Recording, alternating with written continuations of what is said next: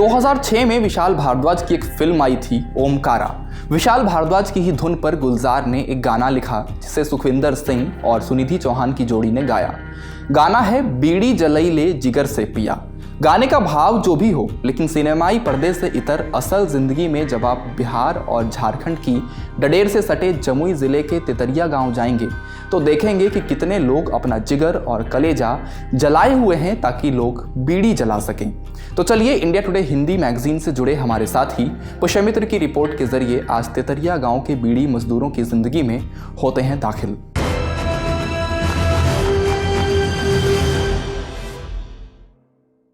नमस्ते, मेरा नाम धनंजय है और आप देख रहे हैं इंडिया टुडे हिंदी। जमुई जिला मुख्यालय से 16-17 किलोमीटर पहले ही पड़ता है तेतरिया गांव। गांव के झाझा, सोनो और गिद्दौर ब्लॉक में मुश्किल से कोई ऐसा घर मिलेगा जहां बीड़ियां नहीं बनती। आज नहीं तो 10-20 साल पहले तो बनती ही थी। अब घर में कोई अच्छा कमाने वाला हो गया तो अपनी औरतों से बीड़ी बनवाना छुड़वा दिया, नहीं तो घर घर में बैठकर बीड़ी लपेटती महिलाएं दिख जाएंगी।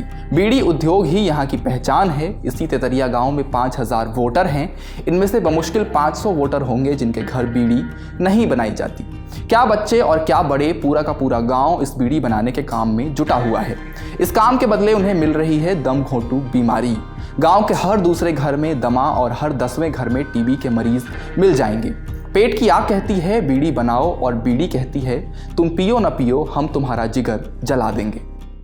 यहाँ के जो बच्चे हैं जो उनके परिवार बनाते हैं उसमें 8 से 10 बरस होते वो बीड़ी का सूप और पत्ते को लेकर वो बीड़ी बनाना शुरू कर देता है। सबसे बड़ी ये घर घर जो बीड़ी बन रहे हैं उससे नुकसान है।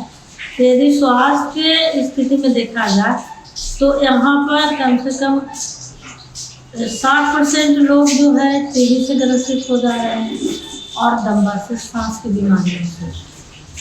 और सबसे ज़्यादा प्रभावित इसमें हो रहे हैं गर्भवती महिला और वहाँ के बच्चे और जो बुजुर्ग है वो। घर चलाने के लिए ही घर घर बीड़ियां बन रही हैं और बनाने वालों में 100 में से 99 महिलाएं हैं। पुरुष इक्का दुक्का ही दिखते हैं, लेकिन बीड़ी बनाकर कितने पैसे मिल जाते हैं। बीड़ी मजदूरों को क्या आमदनी होगा? 50 से लेकर 100 रुपया होते होते 6 बज जाता है रात। यदि मजदूर का ड्यूटी लगता है यदि दूसरे कामों में तो 6 घंटे 8 घंटे के लगता है। उसमें उसको 250-300 रुपया, 550-600 तक राजमिस्त्री तक दिया जाता है। लेकिन इन लोगों को 80 रुपये से 100 रुपया काफ़ी हो। उसका गणित है कि यदि आप 1000 बनाइएगा तो 100 मिलेगा और जो एक बीड़ी बड़ा वाला बनता है उसको 100 रुपया मजदूरी दी जाती है। और उसी में बीड़ी का वो क्वालिटी छोट होता है, वो खास करके महिलाएं बनाती है, उसके 80 के लगभग दी जाती है। महिलाओं को घर का काम भी देखना है और घर चल सके इसके लिए भी काम करना है।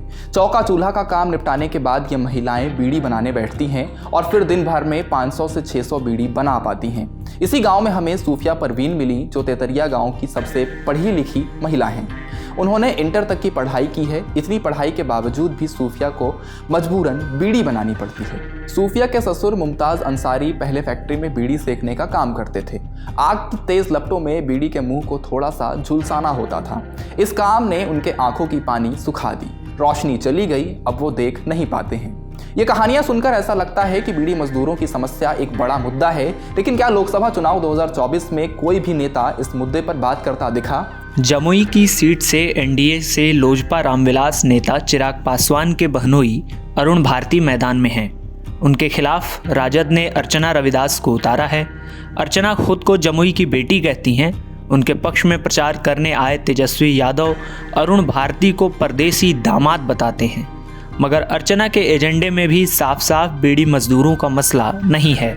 अरुण भारती के पक्ष में प्रचार करने खुद प्रधानमंत्री नरेंद्र मोदी आ चुके हैं। उनके साथ मुख्यमंत्री नीतीश कुमार, जमुई के सांसद चिराग पासवान और जमुई के विधायक श्रेयसी सिंह भी थीं, मगर पूरे आयोजन में एक बार भी बीड़ी मजदूरों का सवाल नहीं उठा। बीड़ी के काम ने पिछली पीढ़ी को तबाह कर दिया है, अब इसकी लपटों में नई पीढ़ी भी झुलस रही है। 19 अप्रैल को जमुई में लोकसभा चुनाव के लिए वोट पड़े हैं। जमुई सीट पर चुनाव का जो माहौल रहा, उससे लगता नहीं है कि बीड़ी मजदूरों के मुद्दे पर मतदान हुआ है। जब नेताओं के एजेंडे से ही ये मुद्दा गायब है तो जनता क्या ही फैसला कर पाएगी कि कौन उसके हित में है और कौन नहीं। इस रिपोर्ट में बस इतना ही। गाँव देहात से ऐसी ही कोई कहानी फिर लेकर आपके बीच हम होंगे हाजिर। देखते रहिए India today Hindi. India today Hindi के यूट्यूब चैनल को सब्सक्राइब जरूर कर ले। शुक्रिया।